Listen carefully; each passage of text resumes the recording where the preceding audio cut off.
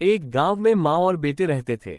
माँ का नाम पार्वती और बेटे का नाम शिवा था। शिवा जब छोटा था तो उसके पिता की मृत्यु हो गई थी। पिता के मृत्यु के बाद शिवा और उसकी माँ एक छोटे से कमरे में रहते थे। उसके पिताजी एक हलवाई की दुकान पर काम करते थे। जब शिवा के पिता की मृत्यु हो गई तब दुकान के मालिक ने उसकी माँ को नौकरी दे दी। माँ की पगार से शिवा के पढ़ाई और घर के खर्चे अच्छे से चलता था।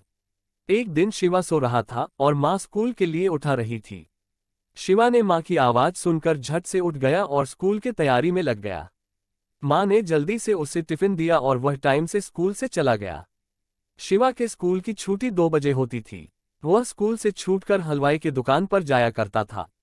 दुकान के मालिक ने शिवा के घर के हालात देखकर उसे भी दुकान पर रख लिया था। शिवा हमेशा ईमानदारी से काम करता था।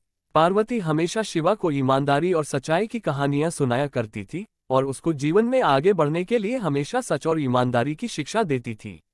एक दिन दुकान के मालिक ने सोचा क्यों न इस बच्चे की परीक्षा ली जाए।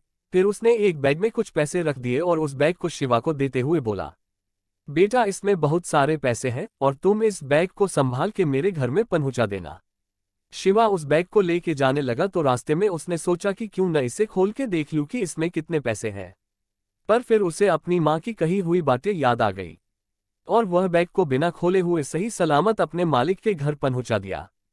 दूसरे दिन जब शिवा दुकान पे पूछा तो उसके मालिक ने उसे अपने पास बुलाया और उसका पीठ थपथपाया और बोला कि तुम एक ईमानदार लड़के हो। मालिक ने शिवा के काम से खुश होकर उसे दुकान की चाबी देकर बोला कि अब से मेरी दुकान तुम संभालोगे।